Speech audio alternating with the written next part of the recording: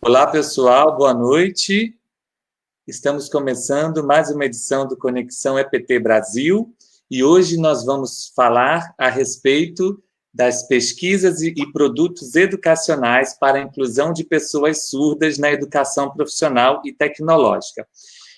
Para bater o papo com a gente hoje, estamos recebendo a colega Cristiane Marchetti, do Instituto Federal de Santa Catarina, e mestra egressa do ProfEPT do Instituto Federal Catarinense, o nosso colega professor do Instituto Federal de Goiás, Diego Vaz, recebendo também a nossa colega Melissa Menezes, do Instituto Federal de Alagoas, e contando com a colaboração dos tradutores e intérpretes de Libras, o professor Tiago, do Instituto Federal de Goiás, a quem nós queremos também agradecer muitíssimo, e ao nosso colega também, Alisson Lemos.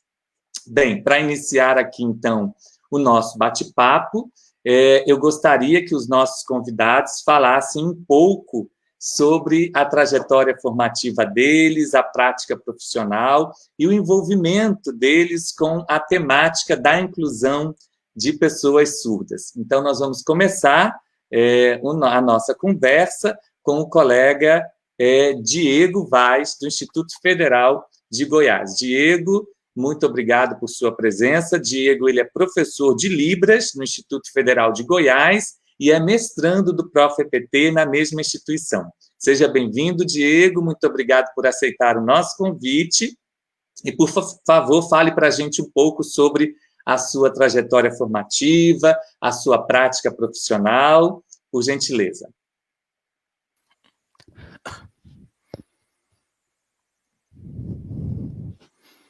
Boa noite a todos. O meu nome é Diego e este é o meu sinal. Muito obrigado ao Fábio pelo convite. Então, Fábio, quero agradecê-lo pelo convite. Então, para falar sobre a minha experiência profissional, né, o tema do meu mestrado, o meu tema do mestrado foca nos professores ouvintes e a metodologia de português como L2 para alunos surdos. Por que esse tema é muito importante? Essa minha pesquisa, ela tem valor porque eu venho pesquisando alunos surdos.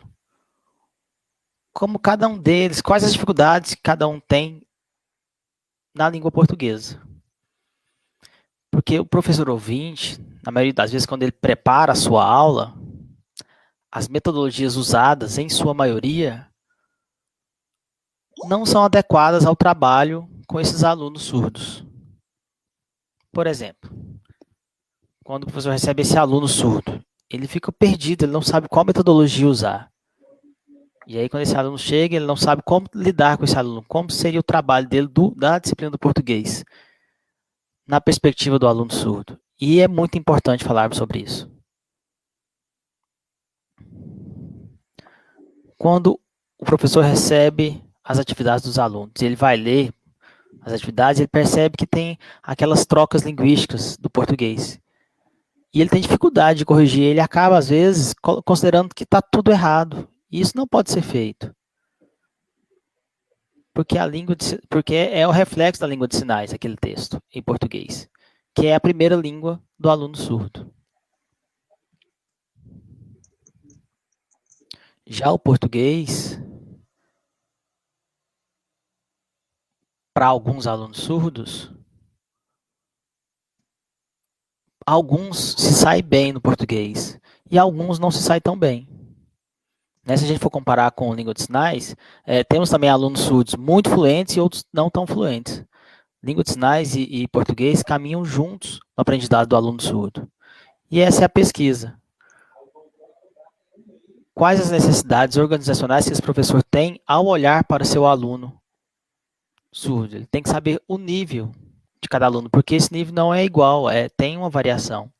Então, antes do professor conhecer esse nível, precisa organizar as suas metodologias de ensino que se adequem a esse aluno. Precisamos falar também que inclusão e educação bilíngue são coisas diferentes. Na minha pesquisa, a gente trabalha com foco a perspectiva de educação bilíngue, em que o português e a língua de sinais estão disponíveis ao aluno surdo. Mas muitas vezes o professor não tem uma experiência metodológica para lidar com esse aluno. E ele precisa fazer isso, precisa buscar esse conhecimento para receber bem o seu aluno. E essa é a importância. Qual o objetivo meu objetivo é minha preocupação metodológica de ensino para o futuro desses alunos surdos. Eu quero tentar melhorar esse panorama para esses alunos, porque eu sei que muitos deles têm muitas dificuldades. Então, eu quero organizar para que o professor possa, ao receber as atividades, né, o professor ouvinte, ele saiba corrigir de forma adequada e não considere tudo errado, como acontece às vezes hoje. Então, quais seriam as estratégias que esse professor deveria ter? Ele deveria organizar e corrigir as atividades com cuidado, porque aquilo ali escrito no papel é reflexo da língua de sinais, que são línguas que caminham juntas para o aluno surdo.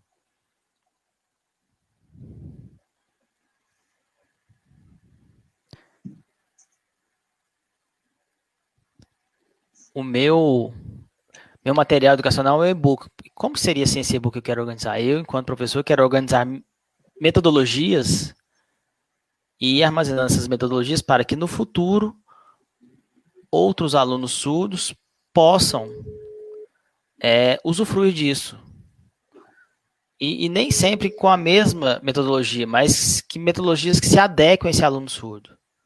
Então, por isso é importante a gente ir cadastrando essas metodologias, ver o que dá certo, para termos um banco de dados. E que essas metodologias possam ser usadas não diretamente, mas se adaptando à realidade de cada um, olhando seus lados positivos e negativos. Então, o professor tem que perceber isso no seu aluno e tentar sempre fazer o ensino de forma a melhorar o ambiente educacional para o aluno surdo, né, incentivando o aprendizado da sua segunda língua, que é o português. É muito importante também pesquisarmos essas pessoas, os professores ouvintes, né, como é o trabalho desse professor ouvinte, quais as metodologias usadas com os alunos surdos. Então, é muito importante vermos isso. Se o professor recebe o aluno surdo, ele precisa percebê-lo enquanto surdo, enquanto ser com potencialidades. Isso é muito importante.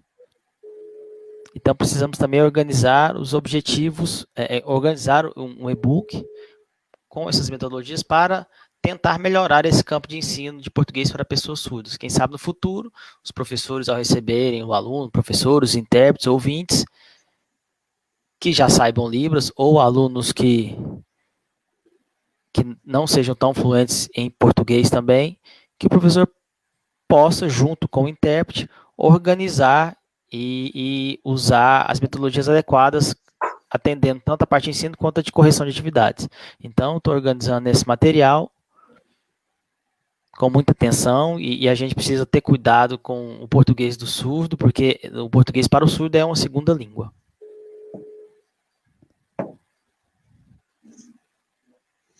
Muito obrigado, professor Diego. Vou pedir, então, a nossa colega Melissa, que fale um pouco sobre sua trajetória formativa, sua experiência profissional. A Melissa, ela é jornalista de formação, né? É servidora do IFAL.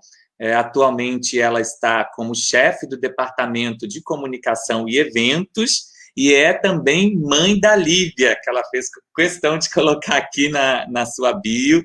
Melissa, seja muito bem-vinda, muito obrigado por sua presença aqui conosco hoje. Por favor, fale um pouco para a gente da sua experiência aí e do seu envolvimento com a questão da inclusão na educação profissional. Obrigada, Fábio, pelo convite. Boa noite a todos e a todas. E aí, como o nosso colega Fábio falou, eu sou a Melissa, sou formada em jornalismo e comecei no Serviço Público Federal há 12 anos. eu primeiro ingressei na universidade, onde eu me formei, trabalhei com os alunos na graduação, fui para a gestão de pessoas e em 2015 fui para o IFAL e não saí mais. Fui acolhida pelo Instituto Federal, continuei trabalhando em gestão de pessoas, até então eu só havia trabalhado em jornalismo depois da faculdade, mas no serviço público eu fui conhecer a área de gestão de pessoas. E foi no IFAL, trabalhando na gestão de pessoas, que eu me deparei com a temática da inclusão de alunos surdos, que foi o tema do meu trabalho de mestrado, da minha dissertação e do meu produto educacional. E é muito interessante porque eu entrei no IFAL pela coordenação de contrato e admissão de pessoal. E 2 anos depois do meu ingresso no IFAL, eu atendi o professor de um campus do Instituto, que fazia um relato muito angustiado, muito triste, de que aquele campus tinha recebido o seu primeiro aluno surdo e quase 1 ano depois do ingresso dele, o aluno permanecia sem o acompanhamento de um intérprete oficial. Até então, havia um bolsista, né, voluntário que estava fazendo esse apoio a esse aluno. Mas não porque o Instituto não queria, nós não podíamos contratar, porque nós não temos o cargo efetivo de tradutor e intérprete no nosso Instituto Federal e também não tínhamos autorização do governo para fazer a contratação.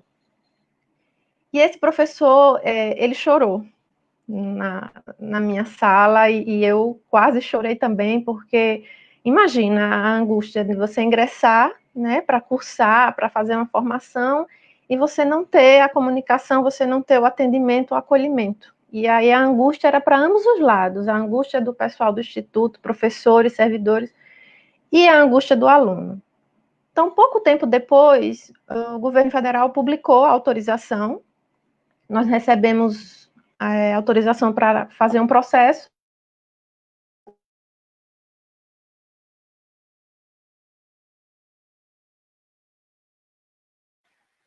O som da Melissa, eu acho que...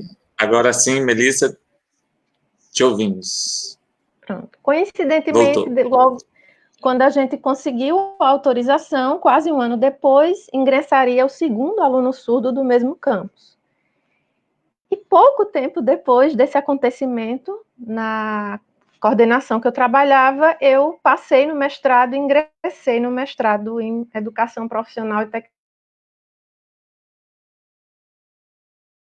Tecnológica. Coordenador, a quem eu saúdo aqui, um professor maravilhoso, o professor Ricardo Cavalcante, do Prof.EPT do IFAL. Ele colocou para a gente a responsabilidade do produto educacional ser uma ação para que se revertesse para o Instituto, que nós fizéssemos uma ação de intervenção no Instituto.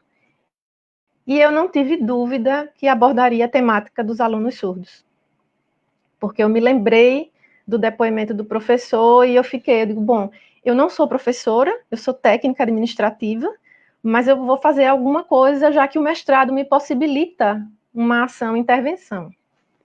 E por que eu falei da Lívia, a minha filha? Porque nesse meio caminho eu engravidei e eu ingressei no mestrado amamentando a minha filha. E foi um percurso de muito esforço, muita dedicação. Trabalhar, fazer um mestrado e criar um bebê, né? Então, a gente tinha 1 ano e meio de disciplina presencial, pesquisas de campo, desenvolvimento de projeto, o trabalho na gestão de pessoas, e nós aceitamos o desafio e fomos adiante. E contei com a colaboração de todos que participaram desse projeto, tanto do pessoal do campus, como o pessoal do curso, e a minha família também me apoiaram, e a gente conseguiu, nesses 2 anos, de desenvolver essa temática. E foi assim que eu me envolvi, né, de corpo e alma com a temática dos alunos surdos e da inclusão escolar, dos alunos surdos no Instituto Federal. Muito bacana a sua história, parabéns aí pela iniciativa, pelo engajamento, né? Muito legal. E a gente daqui a pouco vai ouvir, então, mais sobre a sua pesquisa, sobre o seu produto educacional. Bem, o pessoal está participando aqui com a gente, a Gisele Cavalcante desejando boa noite, a professora Vera Rocha, que foi minha professora, dando boa noite também a todos, o nosso coordenador do Prof. EPT no Colégio Pedro II, professor Leonardo Brito, boa noite, parabéns pela iniciativa e debate por inclusão, o Hermans Carvalho também desejando boa noite a todos, Raquel Silva Moreira também dando boa noite, o nosso colega Vinícius Vieira, a quem eu quero agradecer também pela indicação aí da nossa colega Cristiane, Vinícius que fez a ponte para que nós estivéssemos aqui hoje. Boa noite a todos, mais uma quarta-feira de um banho de aprendizado e conhecimento. Muito obrigado a todos que estão participando com a gente. E agora eu gostaria de ouvir, então, a colega Cristiane Marchetti, que é tradutora e intérprete de Libras do Instituto Federal de Santa Catarina, do campus Jaraguá do Sul. A Cristiane, ela está também fazendo uma outra graduação em Letras Libras, né? Cristiane é mestre, egressa já do Prof. EPT, tem uma menina linda, né? Uma filha, fez questão também de colocar aqui na sua mini bio, e está à espera de um bebê. A gente teve aí esses dias em contato com a Cristiane, e ela, olha, estou com muito enjoo, mas eu vou participar, né? E é muito bom tê-la aqui conosco, né? Duas, já ouvimos um pouco o depoimento aí da Melissa, né, de quanto é difícil, né, ser a maternidade, conciliar a maternidade com a vida acadêmica, e eu quero cumprimentar a vocês duas aí por manterem firme o propósito e estarem aqui com a gente compartilhando hoje os resultados desse processo, certamente é muito importante para vocês e para todos nós. Muito obrigado, Cristiane, pela sua presença. Por favor, fale um pouquinho sobre a sua trajetória formativa, suas experiências profissionais e o seu envolvimento com a educação inclusiva. Tá bom. Boa noite a todos. Fábio, obrigada pelo convite. Não podia deixar de agradecer também o Vini, né, sempre tão querido com a gente. Saudade da minha turma, né? Mando um beijo para todo mundo. Falar um pouquinho da minha trajetória, né? Hoje eu tenho 34 anos. E eu comecei a aprender língua de sinais com 15 anos, então meu primeiro contato com surdos foi no âmbito religioso, na igreja. Eu acho que a maioria dos intérpretes, né, mais tempo, a maioria vem do ramo da religião. Hoje, né, a gente já tem graduações específicas, né, que bom que isso tem evoluído, né, mas na época não tinha nenhum Letras Libras, nenhum curso assim, então meu aprendizado foi muito na prática, no contato com a comunidade surda. Meu primeiro trabalho como estagiária foi como secretária numa associação de surdos, então eu digo que lá foi a minha escola, né? Então lá eu aprendi a língua de sinais, porque eu tinha contato com surdos de segunda a segunda, digamos, porque sábado e domingo eu viajava com eles para os eventos esportivos, campeonato de futebol, os bailes da associação. Então, aí eu caminhei e aprendi muito.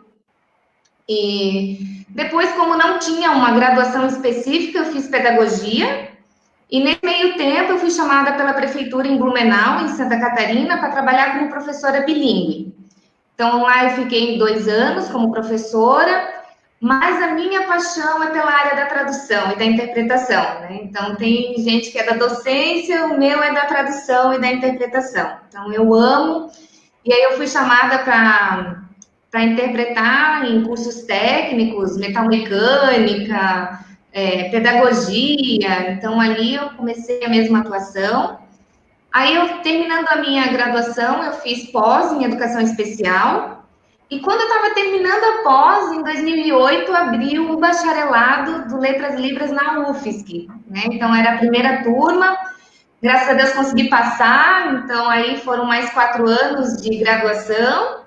Então, me formei no bacharelado do Letras Libras na UFSC. E depois, agora, eu tive essa oportunidade do mestrado, né? Então, passei também no concurso do Instituto Federal de Santa Catarina, então, onde eu atuo há 4 anos, e que me deu base, assim, para essa minha pesquisa, né, que hoje, né, eu já defendi, Nós tivemos experiência com 3 alunas surdas no curso técnico em design de moda. A gente teve um problema de contratação, né? Então, eu era contratada como professora temporária, e aí do dia da noite mandaram demitir todo mundo. Aí fui demitida, a aluna ficou sem o intérprete, aí foi para o Ministério Público, e eu sei que aí acabou que a surda acabou desistindo do curso, né? E depois acabou que foi aberto o concurso público para a vaga de tradutor e intérprete, né? De nível médio. E aí eu tive a sorte de passar, né? Me inscrever, passei, voltei para o mesmo campus que eu estava, né? Que eu estava atuando, então já tinha os meus colegas lá. E aí entrou uma outra aluna surda nesse curso. E aí eu já tinha essa experiência de tradução, né, dessa questão do português como uma segunda língua para o surdo e a valorização da língua de sinais como primeira língua dessa comunidade. Então, é um diálogo constante com os professores para explicar essa situação, dizer, olha, a gente tem que respeitar essa língua dele, né? Ele pode, a lei garante, ele falar dos assuntos na língua materna, desde que a gente filme e ser avaliado por isso, não é uma exigência de que tenha que ter o registro escrito, não é que a gente abandone isso, mas isso a gente tem que levar como uma segunda língua dessa comunidade. Então, esses respeitos linguísticos a gente vive discutindo no curso, né? E quando ela estava no segundo ano, na metade do primeiro ano, entrou mais uma outra aluna. Então, aí a gente começou, então, no mesmo curso. Então, foi muito interessante, os professores se engajaram na causa e nós fizemos glossário, porque não tinha sinais específicos da área de moda. Então, a gente fez um grupo de pesquisa para organizar esse glossário. A gente trabalhou e defendeu o TCC em língua de sinais, com todas as estruturas que um TCC precisa ter.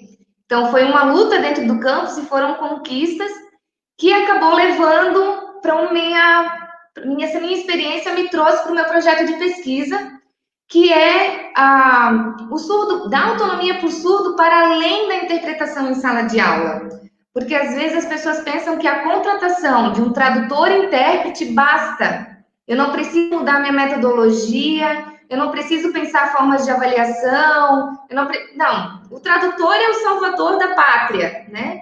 E não é isso, né? A gente sabe que a gente precisa, por exemplo, ter materiais didáticos em língua de sinais para que esse surdo tenha autonomia de estudo, enfim, e aí eu entro na minha pesquisa depois. Nossa, muito, muito bacana, Cristiane, também ouvir o seu relato, né? O quanto é importante a gente ter pessoas que realmente estejam engajadas nessa luta pela inclusão, que ainda é um desafio nas nossas instituições, né? E olha que nós, na Rede Federal, temos uma estrutura, né? Tanto de pessoal quanto de recursos físicos, materiais, muito grande, né? Quem dirá as outras redes públicas, como é que essa questão se dá, né? Se dentro da rede federal ainda é um desafio para a gente, imagina em muitas redes estaduais e municipais desse Brasil afora, né? Fábio, eu vou complementar só o teu comentário. Claro, obrigada. Claro. A gente está no bate-papo, né? Sim, fique à vontade, é isso mesmo. Eu vim da rede pública municipal e eu tinha esse olhar de que, tipo assim, a rede federal tem estrutura, tem profissional, uau, eu vou para a rede federal, né? Lá eu vou. E quando eu cheguei, a gente teve dificuldade de contratação de intérprete, coisa que, às vezes, na rede municipal, isso já está estabelecido. Às vezes, já tinha até... Eu era concursada a nível superior no município, como tradutor e intérprete. E eu fui para a rede federal e foi para, o concurso foi para o Ministério Público e veio como nível médio. Então, é uma luta também, hoje, de categoria, de valorização desse profissional, porque hoje a maioria dos intérpretes da rede federal são de nível médio e atuam em níveis de nível superior, né? Então, é uma controvérsia isso é um bom diálogo, uma boa discussão. É uma outra live, né? Mas muito bom ter a sua colocação aí para a gente pensar sobre isso, né? A Sônia Silveira está participando com a gente aqui, dizendo boa noite, sou mãe de surda e valorizo muito esse momento. Que bom, Sônia, tê-la aqui com a gente. O Hermans também coloca, sou aluno do mestrado profissional em Educação Profissional e Tecnológica no IFAL e minha pesquisa é no ensino de Libras. Quero parabenizar a iniciativa do evento e um parabéns especial à Melissa por todo o trabalho e comprometimento. A Melissa teve um probleminha aí na conexão, mas já está voltando. Fica aqui registrado os parabéns à Melissa, do colega do Prof. EPT, Hermans, viu, Melissa? O Hermans mandando parabéns aí pelo seu trabalho e comprometimento. A nossa colega e colaboradora aqui na produção da nossa live, a Beth Amorim, mais uma oportunidade riquíssima de debate sobre as necessidades e possibilidades da inclusão de todos na educação. Mais uma vez também, nosso coordenador Leonardo Brito, de que forma o Prof. EPT pode institucionalmente atuar para ampliar os recursos para permanências de alunos com deficiência auditiva no mestrado em Educação Profissional e Tecnológica. É uma questão que nós vamos responder daqui a pouquinho, viu? Então, eu gostaria que vocês falassem agora sobre, contassem para a gente quais foram, o Diego ainda está em processo, de desenvolvimento da pesquisa, vai defender daqui a pouquinho, mas a Melissa e a Cristiane já defenderam, então eu gostaria que vocês falassem de forma um pouco mais detalhada para quem está nos assistindo, quais foram os objetivos das pesquisas de vocês, e que apresentassem também um pouco dos projetos, dos produtos educacionais que vocês desenvolveram, tá bom? Ou que estão desenvolvendo ainda, como é o caso do professor Diego. Vamos começar, então, com o Diego, e depois a gente ouve as outras colegas.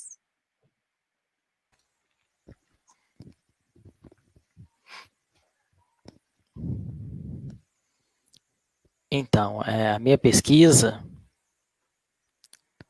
ela foca na experiência, ela usa a minha experiência no Pedagogia Bilíngue no IFG, porque nós temos muitos alunos surdos lá. E também a experiência fora que eu tive. Então, a minha pesquisa bebe dessa minha experiência. E qual seria o objetivo? É organizar recursos visuais que são necessários nesse ambiente escolar para aluno surdo. Então, eu tenho esse trabalho juntamente com a minha pesquisa, Eu sou surdo, eu senti na pele como é a educação para surdos. E, às vezes, o professor ouvinte, ele, ao organizar os objetivos... quando eu organizo os objetivos do meu e-book, é pensando no professor ouvinte. Porque os surdos precisam de recursos visuais. E o professor precisa saber disso. Porque na minha pesquisa, durante a minha pesquisa e fora do ambiente do mestrado do meu trabalho, eu percebo que o aluno surdo é muito visual. Por exemplo, quando o professor usa um PowerPoint ou algum outro recurso, por exemplo, um filme com legendas. Se o filme não tiver legenda, isso não é adequado ao aluno surdo. Então, ao longo da minha vida, eu fui percebendo, fui vendo isso, fui vendo relatos de alunos surdos e vi o quanto isso é importante. Então, estou registrando isso para o desenvolvimento da educação de surdos. O foco é apresentar metodologias de ensino para o professor ouvinte, metodologias de ensino do português como segunda língua para o aluno surdo.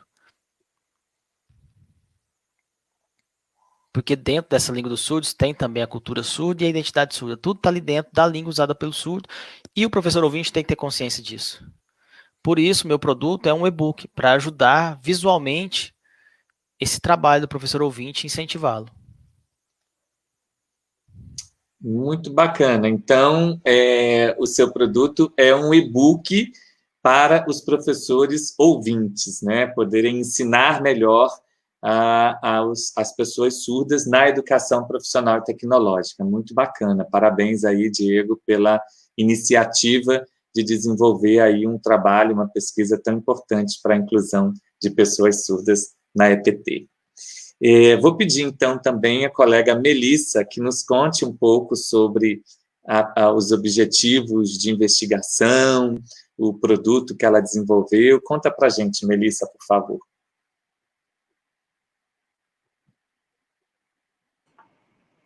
Então, vamos lá. No mestrado Prof.EPT, a gente tem a dissertação, onde a gente faz aquela discussão, faz a pesquisa bibliográfica, monta a nossa metodologia e o produto educacional. Na dissertação, eu abordei a formação de professores como recurso para a inclusão escolar dos alunos surdos no contexto da EPT. E aí a gente fez uma discussão em Tardif, em Duarte. Eu procurei contextualizar o processo de educação de pessoas surdas na dissertação, para que a gente fizesse todo um contexto para entender como chegamos até aqui, no momento em que a lei de cotas de 2012 insere no rol vagas para as pessoas com deficiência. E a nossa discussão partiu disso, que nós temos a lei que garante o acesso, mas na prática não oferece condições materiais para que essa inclusão ocorra de uma maneira assertiva, de uma maneira eficaz. E foi a partir daí que a gente construiu perguntas norteadoras para o trabalho, para construir e chegar a um produto educacional. E essas questões foram como é que o histórico das pessoas surdas, né, ao longo desse tempo, a gente começou com um recorte do século XVIII, desse processo de educação até a atualidade, e como é que esse histórico contribuiu para esse processo de inclusão escolar que acontece hoje nos institutos federais, no caso do meu Instituto Federal. Qual a importância de se conhecer a cultura surda para esse processo? E a última pergunta foi de que forma o professor ele pode colaborar de maneira mais efetiva. Como o meu primeiro contato foi com o professor, eu elegi o professor como esse público que eu iria trabalhar no mestrado. Eu não falo a língua de sinais, né, não falo a Libras, então, e na época só tinha um intérprete e eu vou trabalhar com o professor ouvinte, de forma que, através do professor, o aluno tenha o resultado também dessa ação. E aí foi interessante porque a gente traçou um objetivo geral para o trabalho, que foi de realizar uma pesquisa diagnóstica da inclusão escolar dos alunos surdos sobre a perspectiva do professor, de que forma ele enxergava esse processo e ele ia contar isso para a gente. E colocamos objetivos específicos, né, que foi diagnosticar o processo do campus de pesquisa que eu escolhi, elaborar um produto educacional a partir desse diagnóstico e, por meio desse produto educacional, contribuir para a melhoria do ensino de alunos surdos. E o nosso produto foi um curso de formação para professores sobre a inclusão escolar de alunos surdos. Ele foi feito na modalidade à distância, na plataforma Moodle do IFAL. Desenvolvemos uma sala no Moodle do IFAL, onde a gente abordou 3 módulos, e no primeiro módulo foi todo dedicado à cultura surda, porque ela é essencial para a prática de ensino do aluno surdo. O diagnóstico apontou os professores que nós entrevistamos, e aí fizemos visita de campo, né, ao locus de pesquisa, para apresentar o trabalho, para sensibilizar, no que fomos muito bem aceitas, pessoal em peso, desde os servidores técnicos, aos professores, inclusive aos alunos, ouvintes e surdos, abraçaram a causa e apoiaram a gente nesse trabalho.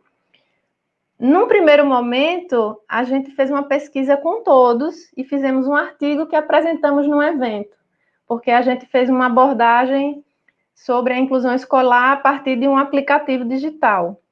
Mas para especificamente o mestrado, a dissertação e o produto educacional, a gente focou os professores.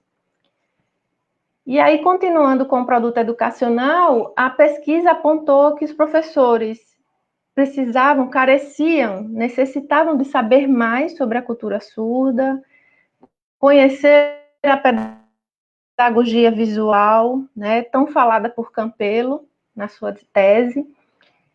Entre outros aspectos, eles precisavam ter conhecimento mais estreito da Libras, porque não é só ter a presença do intérprete, mas também o professor entender o universo que cerca o seu aluno surdo, conhecer todos os aspectos da cultura surda. Então, esse primeiro módulo foi dedicado a isso, a apresentar a cultura surda, seus principais aspectos. O segundo módulo da formação falou das orientações pedagógicas. E aí a gente fez uma compilação desses materiais pelo Brasil, de professores que já trabalham com alunos surdos, com orientações didáticas, como também com depoimentos de alunos que frequentaram universidade, cursos, falando da sua experiência, para que os professores também se aproximassem dessa prática, né? É aquela questão da empatia, não acontece só comigo, acontece com outras pessoas também. E o terceiro módulo do curso nós dedicamos às referências bibliográficas, que foram desde sugestões de leitura com publicações com a Estudos Surdos, da Arara Azul, revistas publicadas, feitas pelas universidades na área de letras e libras, sugestão de artigo, de livros, e também as referências bibliográficas que usamos para o desenvolvimento do curso, da formação à distância. E esse curso foi realizado em plena pandemia, foram 3 semanas de março a abril, né, um cenário incerto, onde nós começamos a pesquisa na vida que nós levamos presencialmente, trabalhando, e realizamos e aplicamos o produto em plena pandemia. Eu lembro que eu fiz a visita de campo para uma semana antes do curso começar e uma semana antes do governo decretar o estado de emergência. Mas os professores permaneceram conosco, participaram do curso, fizeram a avaliação e deu tudo certo. E o resultado foi muito bonito, porque nós tivemos o depoimento, né, a avaliação final, nós temos os dados não só quantitativos, mas sobretudo qualitativos, porque foi uma pesquisação, uma pesquisa de intervenção, e foi muito bom ler a resposta dos professores na avaliação do quanto foi importante para eles ter o contato com a cultura surda, o quanto foi importante eles ressignificarem a inclusão, o significado da inclusão escolar, e eles esperam que tenham mais iniciativas como essa e que possam se multiplicar para os outros campi, porque nós temos hoje, atualmente, cerca de 10 alunos surdos no Instituto Federal em 6 campi.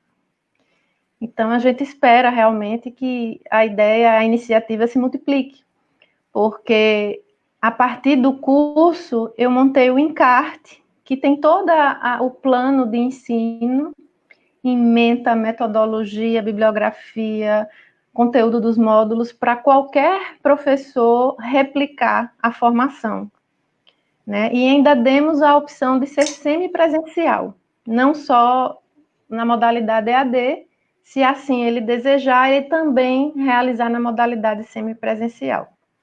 E foi isso, né? E, por fim, nós contamos também com o apoio integral da gestão, que nos apoiou, e fico muito feliz, porque, respondendo à pergunta que nós vimos no chat, essa é uma forma de garantir recursos para que a inclusão aconteça de forma efetiva na educação profissional no âmbito dos institutos. É muito importante esse apoio.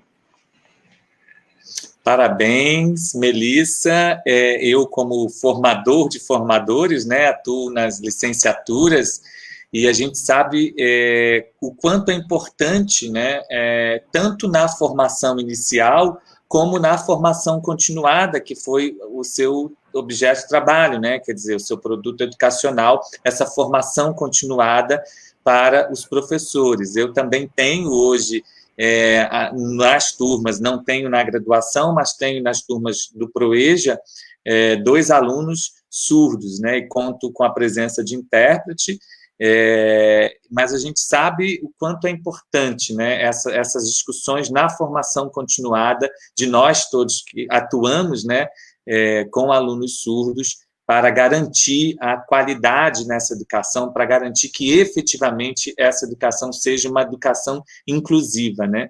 uma educação acessível. Então, Cristiane, dando continuidade, fale para a gente também da sua pesquisa, dos seus objetivos de pesquisa, do seu produto educacional, fale um pouco da sua experiência.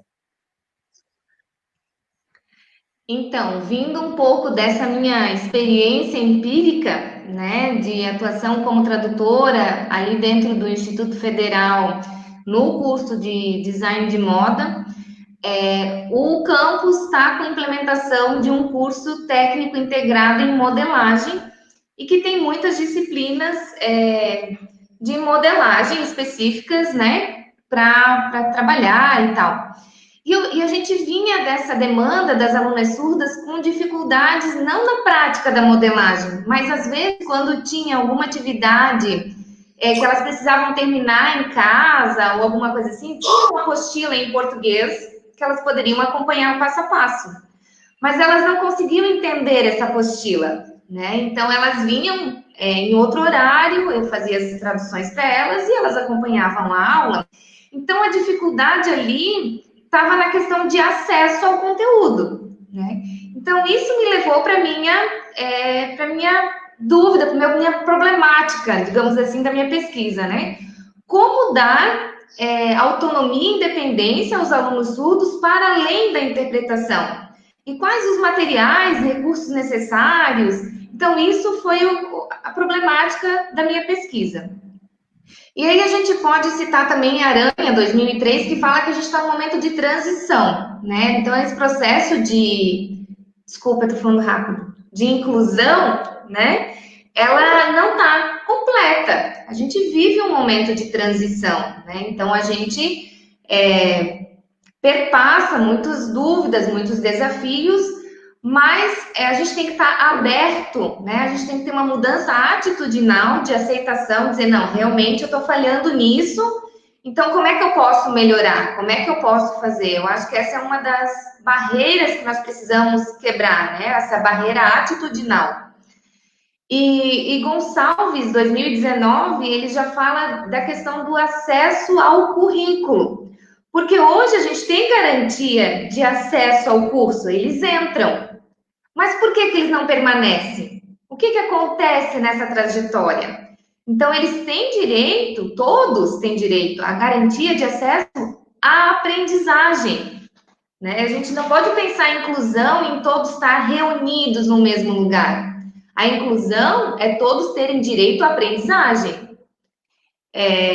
E aí vem toda essa discussão, né, no meu levantamento teórico, eu trago também a questão de quando o Instituto Federal foi criado, em 1909, né, que foi criado para os menos favorecidos de sorte, desde que não houvesse defeitos, né? Então, já tinha uma exclusão, desde lá, o Instituto já era para os excluídos, mas tinha ainda um grupo de excluídos que ainda não podia participar.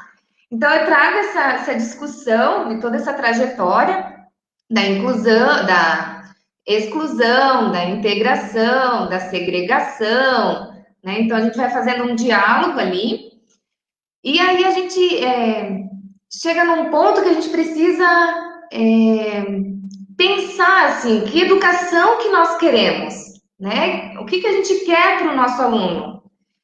E aí a gente refletiu sobre também a educação bilíngue, né? O quão importante é uma educação bilíngue para as pessoas surdas. A gente não pode negar isso. A língua de sinais para os surdos é a primeira língua, a língua portuguesa escrita é a segunda, né? Então a gente entrou no debate também da questão cultural, né? Trago Karen Strobel, que traz essa questão dos artefatos culturais. E aí eu peguei um link com a questão da visualidade. O quanto os surdos são visuais e o quanto isso é importante para eles. Mas, para nós ouvintes, a questão visual também é muito importante. Né? Então, eu pensei num material que pessoas ouvintes e surdas pudessem utilizar. Que ele fosse projetado de forma mais visual e o que tivesse em língua de sinais, inserindo a tradução em voz, as pessoas ouvintes também teriam acesso. Então, eu tive depois dessa pesquisa documental, pesquisando artigos, né, que falam da questão do português, para encaminhar para o produto, assim, eu precisava saber o que as pesquisas já diziam, né? Então, eu fui atrás, fiz uma tabela, né, do que as pesquisas trazem, da questão de escassez de material, de falta de acesso. Então, tudo isso levou e culminou no produto educacional no final, né? Eu preciso agradecer a professora Mara Rubiatais, que foi quem me deu abertura, né, para observar as suas aulas e aí pensar nesse material. Foi uma grande parceira nesse momento. O produto culminou numa série de videoaulas de um método autoral dessa professora da disciplina de modelagem. Foi um trabalho muito gostoso de ser feito. Até depois eu compartilhei com o Fábio o link, quem tiver interesse em dar uma olhada, né, no site. Acabou que a gente criou um site para acoplar os vídeos, né, e ter uma ordem, uma sequência. E foi um produto muito gostoso. Depois a gente aplicou esse produto com 3 surdos, sendo que uma nunca teve contato com modelagem, outra era egressa nossa do campus e um formado no nível superior em outra instituição. E a avaliação deles, assim, foi muito positiva.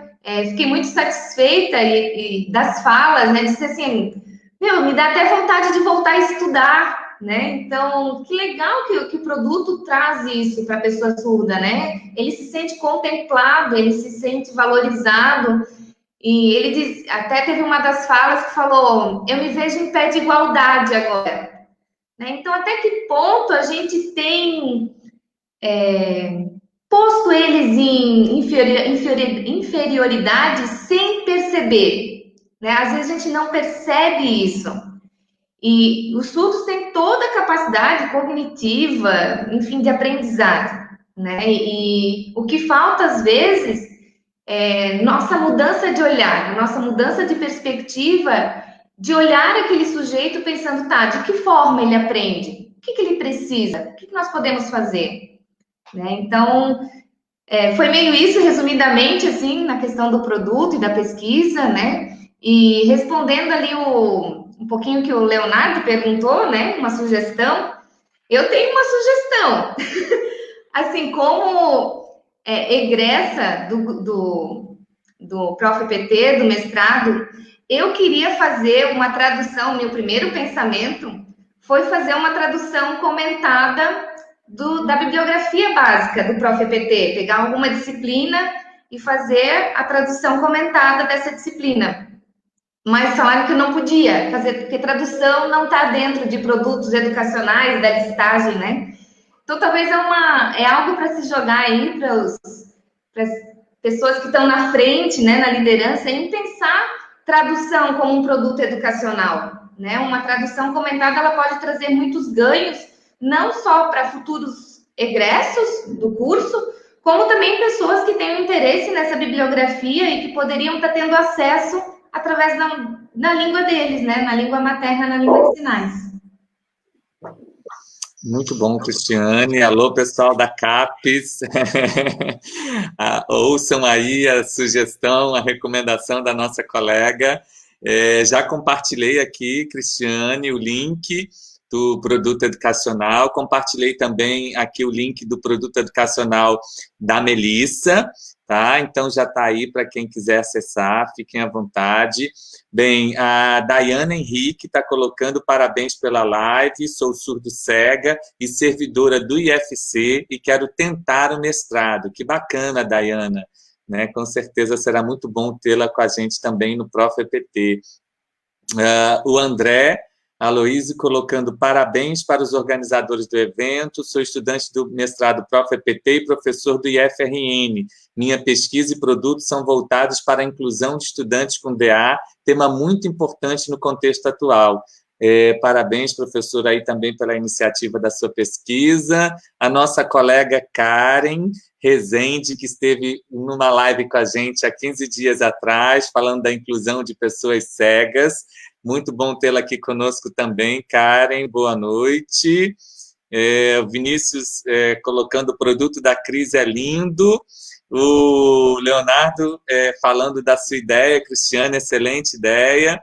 E a Beth também comentando: perfeito, Cristiane, ampliar as possibilidades de produtos e ampliar o processo. Bem, eu ia pedir para vocês comentarem, né, sobre a questão do Léo, mas vocês já acabaram, o Cristiano já acabou comentando, mas a nossa terceira e última rodada aqui da nossa live, né, já estamos quase terminando, a conversa está boa, como eu sempre digo, mas o tempo corre, né? Eu gostaria que vocês, então, falassem, né, quais são as questões que estão ainda em aberto, né, para as pesquisas, né, e a inclusão de pessoas surdas na educação profissional e tecnológica. Essa pergunta que o professor Leonardo fez, ela também está ela se encaixa nesse contexto, né? Quais são as questões ainda, os temas de pesquisa, as questões voltadas para a inclusão, que ainda precisam ser discutidas, que ainda precisam ser pensadas, que ainda precisam ser realizadas, né, no ponto de vista das inovações, das tecnologias, do acesso, né, da garantia desse acesso à aprendizagem, como bem colocou a Cristiane, né? Não basta apenas dar o acesso no sentido de permitir a entrada, né? Mas de garantir efetivamente a construção da aprendizagem, né? A construção do conhecimento para a pessoa surda, que, como também muito bem colocou a Cristiane, tem todas as capacidades cognitivas para tal, né? Só precisa de condições diferenciadas para acessar esse conhecimento, né? Para construir o conhecimento. Então,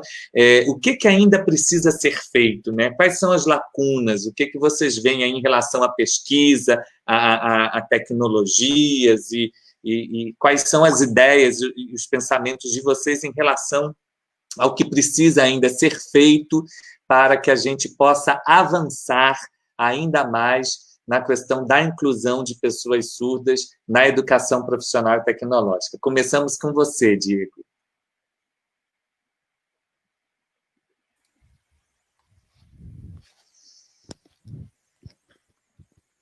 É muito importante esse tema, essa questão. Como que a gente vai fazer para incluir? O que falta para a inclusão? Falta muita coisa. O surdo realmente ele é capaz, sim, de entrar. Ele tem um perfil para entrar na instituição. Ele tem um perfil, mas o surdo ele é muito visual, né? Toda a metodologia dele, a comunicação passa pela visualidade. Então todos os recursos eles precisam ser visuais. Então o que falta? Por exemplo, faltamos filmes nacionais com legendas. Por exemplo, todos os surdos gostam de ver filmes com legendas. E quando a gente vai falar de filmes nacionais, elas não têm. Então, como é que a gente vai fazer? Como é que o surdo vai melhorar nesse sentido, evoluir nesse sentido? Outra coisa, a gente precisa incentivar a leitura do português, usando as estratégias adequadas. Isso no seio familiar, o professor pode interagir com o aluno para tentar incentivá-lo nesse sentido. Então, isso é muito importante, porque a tecnologia ajuda muito a pessoa surda. Ele evolui muito com a tecnologia, isso pode ajudar bastante. Eu lembro que antes eu tinha muita dificuldade de ler.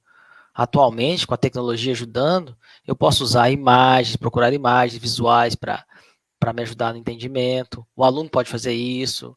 Qual o significado da palavra? Coloca a palavra lá e procura imagem para entender o significado. No Google. Para saber. E também as lives. As lives também estão ajudando muito, principalmente no Instagram. Então, há um tempo atrás, nós não tínhamos esse recurso de lives nas várias plataformas. Isso ajuda na inclusão da pessoa surda. Ela é um desafio, é uma provocação a mais que ajuda, que vai incentivando ele a usar o português. E, à medida do tempo, o português vai melhorando. Então, com o uso desse recurso. Então, o professor surdo, também é importante termos a figura do professor surdo, até para ensinar o português, porque o professor vai saber lidar melhor com esse aluno, usando metodologias visuais. Então, o professor vai pensando em estratégias usando legendas de vídeo, webconferências. Por exemplo, quando a gente vai ter uma prova, né, para entrar no mestrado, A gente precisa dessa prova traduzida em Libras. E o professor que vai corrigir a prova do aluno surdo, que quer tentar, por exemplo, começar no Profet, ele tem que saber dessa dificuldade, dessa singularidade do aluno surdo e para aceitá-lo. Então, o uso da tecnologia é muito importante para facilitar a vida do aluno surdo. Muito obrigado, professor Diego. Melissa, como você, então, pensa essa questão do que ainda pode ser feito, do que ainda precisa ser feito para a inclusão?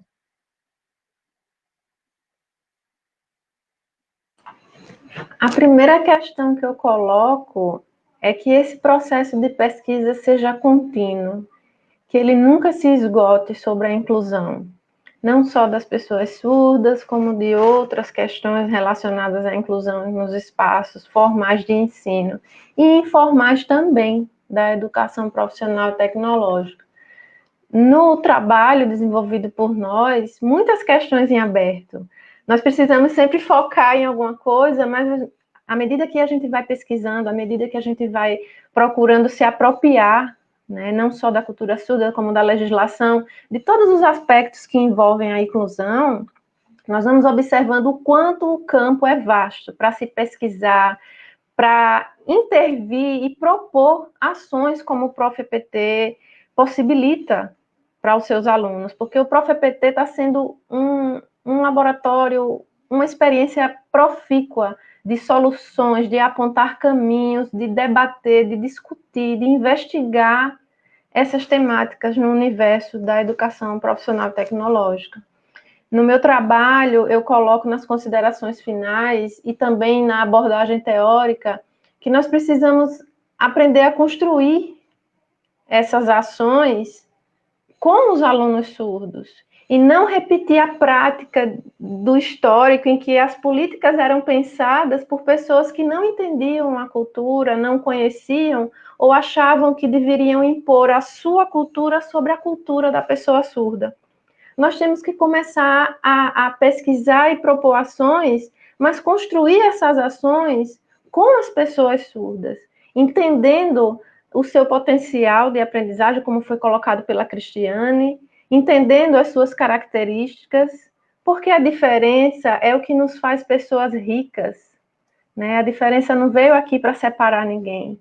Pelo contrário, veio para mostrar o quão é vasto o ser humano, o quanto de possibilidades existem. Então, a gente precisa aprender a construir juntos um processo educacional coletivo, né? Sobretudo dos planejamentos pedagógicos, sobretudo as avaliações.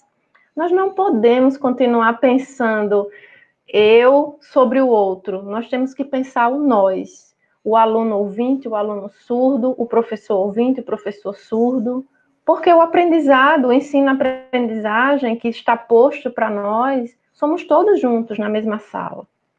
Então, essa é uma questão em aberto que a gente precisa estar sempre em evidência, né? Essa construção coletiva e que esse processo seja perene. Eu quero fazer o doutorado, eu quero aprofundar essa temática da formação dos professores, né? Pela inserção da Libras também, da educação bilíngue, mas, sobretudo, que esse processo de construção do saber do docente seja sempre contínuo, para que ele possa ir somando esses conhecimentos. Né? A cultura surda, ela enriquece demais o conhecimento, não só do professor, mas de qualquer pessoa. É uma cultura bela, bonita, visual, que nos mostra que ser diferente é ser belo, é ser completo, não falta nada.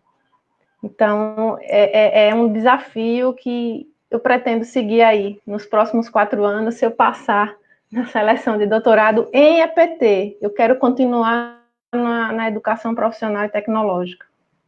Com certeza vai conseguir, vai continuar pesquisando e daqui a 4 anos vai trazer para a gente novas ideias, novas tecnologias aí para a inclusão de pessoas surdas. Cristiane, fale para a gente então um pouco também como você vê essa questão aí das lacunas, do que está em aberto, do que ainda pode ser feito, né? Sim, eu acho que a gente precisa quebrar primeiro essa barreira atitudinal, né, de pensar aquele aluno está ali, mas tem um intérprete, então eles resolvem, né? Me deixa aqui no meu canto. Eu acho que esse envolvimento, esse diálogo é a primeira questão que a gente precisa ter.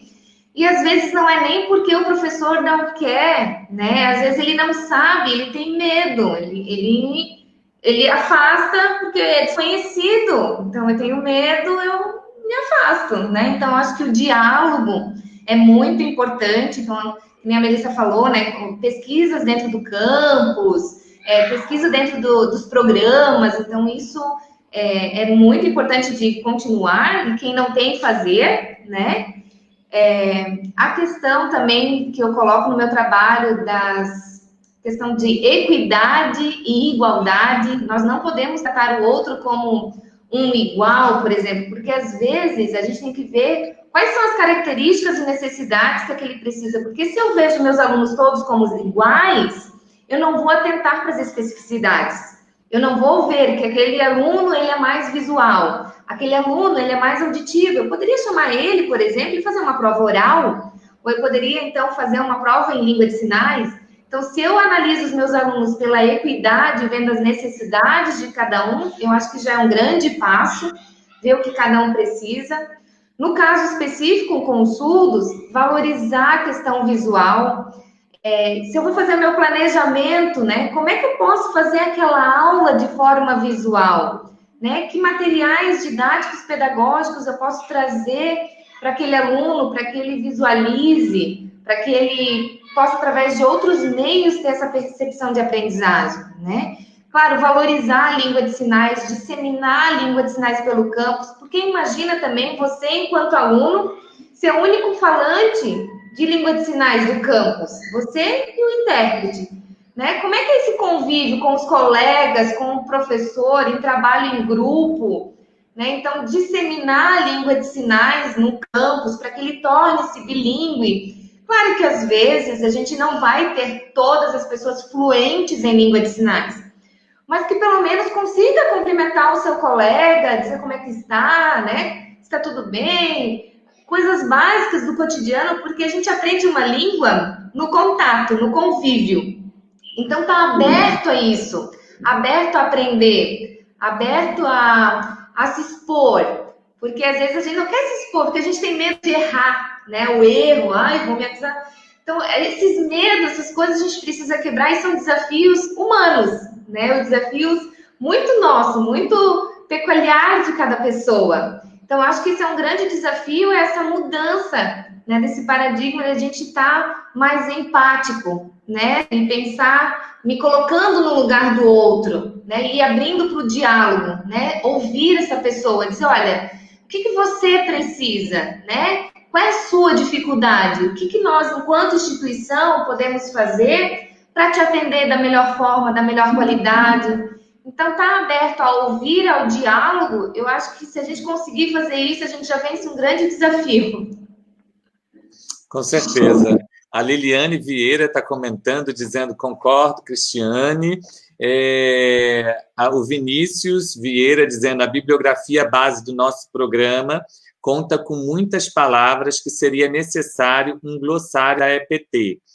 A Sônia Silveira dizendo, muito importante essa conversa, minha filha surda é estudante de pedagogia.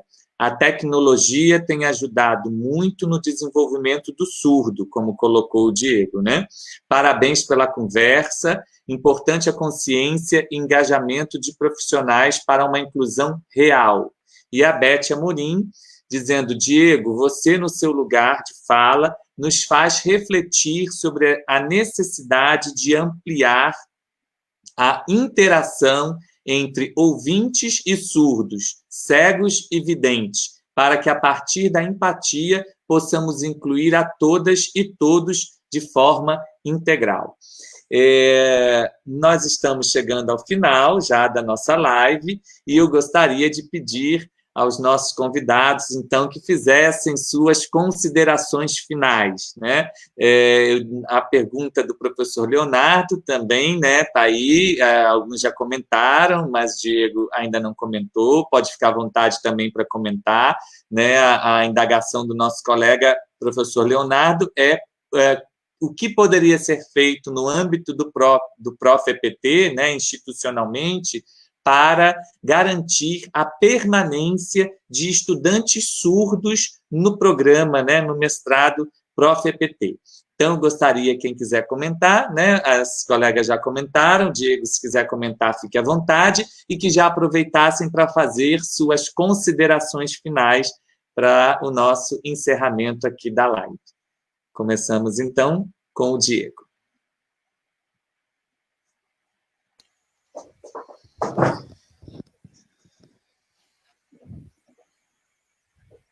Então, muito boa pergunta do Leonardo. Não, então, pela minha experiência dentro do mestrado, no Instituto Federal lá de Anápolis, então, pois eu sou surdo, né, claro. Os professores do curso, eles precisam aprender metodologias, recursos, usar recursos visuais, por exemplo, o uso de slides.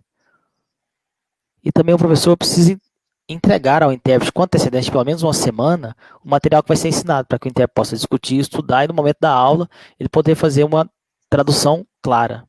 Outra coisa, o aluno, né? Então eu, enquanto aluno surdo, que sou muito visual, o professor precisa aceitar que muitas vezes o aluno pode não ter um português tal qual outros alunos terão. Então o aluno vai ter que, o professor não precisa corrigir o português do surdo totalmente. É normal ter essa troca de palavras, porque o surdo reflete na língua portuguesa a língua de sinais. Então, o professor tem que aceitar isso, tem que entender essa questão do português, dessa troca linguística que há na redação de português do aluno surdo. Já falei com alguns professores sobre isso e expliquei que a Libras é minha língua natural. E a maioria deles aceitaram e a gente teve uma boa relação nesse sentido. Né, então o professor e o aluno surdo, os dois têm que estar sempre conversando em contato para os dois evoluírem. Então, por exemplo, em questões de filmes, né, já aconteceu uma vez de um filme não ter legenda. E aí eu fiquei naquela situação complicada, o intérprete tentando traduzir o filme, mas não é bom. Né, então, é necessário que o professor também adeque isso, a metodologia. O filme precisa ter legenda, e isso é fundamental. Se a metodologia não for visual, fica impossível para o aluno surdo acompanhar. Outra coisa, os alunos surdos, os intérpretes, eles precisam estar juntos, unidos, antes das apresentações dos seminários por parte de alunos, das palestras. Eles precisam conversar para que o intérprete passe corretamente a informação dada pelo aluno surdo. Isso nos seminários dentro de sala de aula, por exemplo. Então é muito importante. A visualidade, repito mais uma vez, o uso de imagens durante as explicações de professores, a organização das aulas, é muito bom, ajuda muito a vida do estudante surdo. Porque o aluno surdo ele é visual, então podemos usar slides. Os textos em português também vão ter, mas tem que entregar com antecedência para que ele possa ler. Legendas para que os alunos possam acompanhar os filmes. E o professor aceitar a diferença linguística do aluno surdo, porque ali no texto dele, de português, reflete a língua de sinais. Então, a relação do professor com o aluno surdo deve ser constante. Isso também é muito importante para auxiliar na inclusão do mestrado, por exemplo. Por exemplo, temos a Daiane aí que falou que é surdo-cega. Dependendo do nível da perda visual, ela pode ter um intérprete. Mas para leitura vai precisar de textos aumentados. As letras precisam pelo menos estar na fonte 18. Precisa ter ampliação dos textos para o surdo-cego. Então, esse é um tipo de adaptação que o aluno surdo-cego precisa e que o mestrado vai precisar ter quando ele entrar na pós. Então, webconferências, acompanhamento de intérpretes, slides, tudo isso também é usado para o surdo-cego. O surdo-cego precisa também de um intérprete, e tem que ter intérprete que tenha a experiência de lidar com o surdo-cego. Precisa ser um intérprete guia. E é isso que eu quero falar. Muito obrigado a todos. Nós que agradecemos, professor Diego, pela sua brilhante participação aqui no Conexão EPT Brasil. Vou pedir, então, também a nossa colega Melissa, que faça aí suas considerações finais. Bom, primeiro agradecer mais uma vez, Fábio, pelo convite, pela oportunidade. É sempre um prazer e uma alegria falar da nossa pesquisa, porque foi algo que nós incorporamos à nossa vida, como a Cristiane falou, foi uma mudança de atitude. A partir do momento que eu me apropriei, procurei me apropriar do universo da cultura surda, de pesquisar, de ir atrás de bibliografias, eu tive uma mudança de atitude, né? Passou a ter outro significado a palavra inclusão para mim. Então, as minhas considerações é nesse sentido, é que possamos mudar as nossas atitudes, romper essas barreiras que, como ela falou, muitas vezes são nossas, né? Não adianta nós pregarmos um discurso de fora para dentro, tem que ser de dentro para fora. A gente falar da lei, a gente falar da legislação, falar que falta isso, falta aquilo, e nós não procuramos nos apropriar da cultura do outro, a gente não procura entender o outro, a gente não procura fazer um esforço para se colocar no lugar do outro. Então, as minhas considerações finais é que continuemos nos nossos espaços, professores, servidores administrativos, alunos, sociedade, que nós possamos nos apropriar da cultura do outro, procurar entender, propor caminhos, soluções dentro das nossas condições. O Prof.EPT é uma dessas condições, que nos possibilita pesquisar e apontar caminhos. Então, que a gente possa fazer disso um ato perene, contínuo, em prol de uma educação profissional e tecnológica de fato inclusiva. Muito obrigado, Melissa, mais uma vez, por compartilhar aqui com a gente sua experiência, compartilhar um pouco do seu saber. Foi excelente tê-la aqui conosco. A Sandra Helena está comentando, muito interessante, precisamos que os colegas de sala de aula consigam conviver com os deficientes auditivos. Para isso, precisamos dessa disciplina em todas as escolas. O professor Leonardo Brito também coloca excelentes observações em relação à fala do Diego, para que sejam incorporadas no cotidiano, né, no cotidiano do Prof.EPT. Obrigado.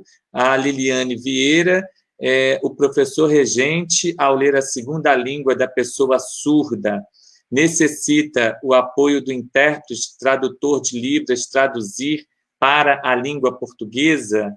É uma pergunta. O professor regente, ao ler a segunda língua da pessoa surda, necessita o apoio do intérprete, tradutor de Libras, traduzir para a língua portuguesa? E aí? Posso responder? Fique à vontade. Então, vai depender muito, do meu ponto de vista, né? Se esse professor, ele é um professor bilíngue, professor regente, ou conhece e respeita as questões linguísticas do surdo, porque é muito comum a gente ver os professores lerem um texto de um surdo e não repararem na semântica, no que quer dizer aquele texto. Aquele texto está trazendo conteúdo, aquele texto está relacionado com o assunto que eu pedi, né? Beleza. Ou ele está fora, ele está falando, eu pedi para falar, sei lá, sobre a inclusão e ele está falando da maçã do vizinho, né? Então, vê essa questão semântica. Então, esse professor, ele conhece, ele sabe como é que é essa escrita desse surdo, que vão ter trocas, né? Por conta da estrutura que ele segue a língua de sinais, então acaba tendo essas trocas. Não que ele não possa aprender um português de forma da estrutura mesmo do português, mas de que forma ele foi ensinado para isso, né? Porque o português para ele é uma segunda língua. Então, hoje a gente tem muita defasagem, às vezes, de surdos que não têm uma boa escrita em decorrência de um aprendizado que eles não tiveram. E não é porque ele não consegue aprender, é porque ensinaram errado, ensinaram da forma correta, né? Então, se esse professor não conhece, é importante ele ter o auxílio do tradutor-intérprete para a compreensão desse texto, ou até chamar o aluno, dizer o que ele quis dizer, que ele sinalize, e o tradutor interprete em voz para esse professor, para ele não fazer um pré-julgamento sem entender o texto. Né? Então, vai depender muito do contexto, na minha opinião. Muito obrigado, Cris. O Diego quer também comentar a questão, por favor, Diego.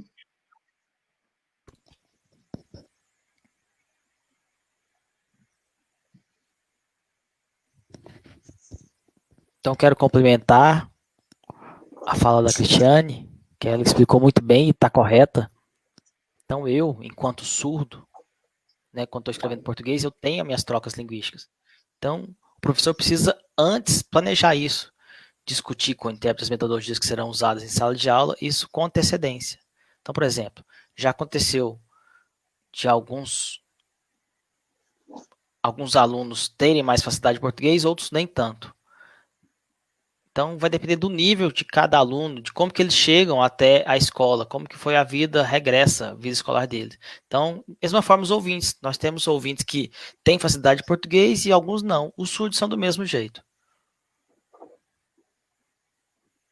Quando o intérprete, né, vai apoiar o professor no momento da correção, então é necessário que o professor organize as metodologias que serão usadas, para o aluno, passe para o aluno para que ele possa ler, ele possa refletir sobre aquele assunto, finalize, e aí o aluno pode também discutir com o intérprete sobre palavras que eles não entenderam, eles vão discutir isso em língua de sinais, e o intérprete pode traduzir diretamente a fala em libras do aluno para a língua oral.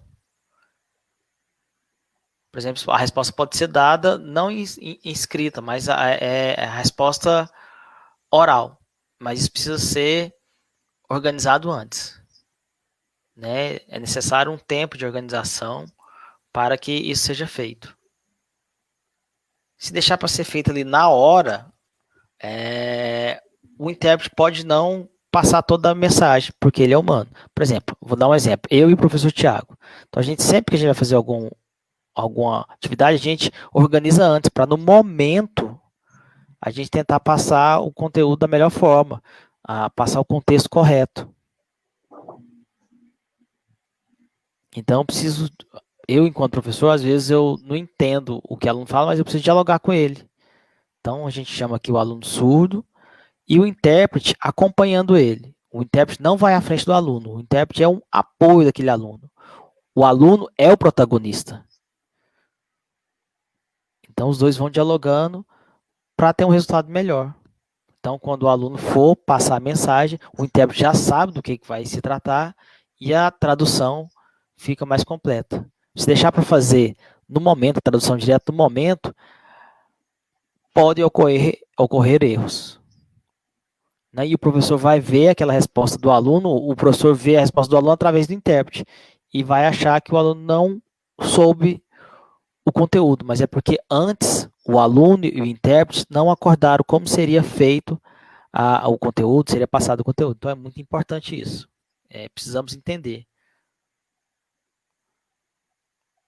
A segunda língua do aluno surdo, ela deve sempre ocorrer com o apoio da língua de sinais. Dentro do espaço escolar, dentro da sala de aula. Durante as apresentações de seminários, de palestras, nas mais variadas coisas. Dentro de sala de aula, do mestrado, isso também tem que acontecer.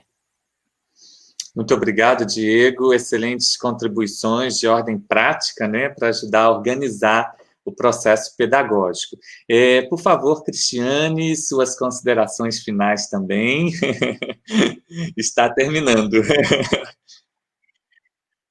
Muita gratidão, assim, eu agradeço, Fábio, pelo convite, por essa oportunidade de a gente estar dialogando e disseminando, né, a língua de sinais, o debate sobre a educação de surdos.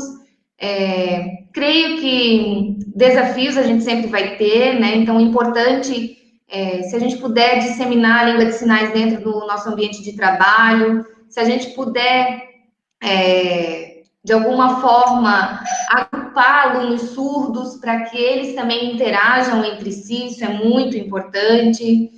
Para a questão de autoestima, para a questão de autonomia, que a gente pense em materiais e recursos didáticos acessíveis, né? Claro que a nossa temática hoje é os surdos, mas a gente tem que pensar e ampliar isso, porque a Constituição diz que a educação é de todos, né? Então, nós temos que pensar em todos. Hoje a gente está dando foco para as pessoas surdas, né? Então, por isso que a gente está abrangendo mais essa temática.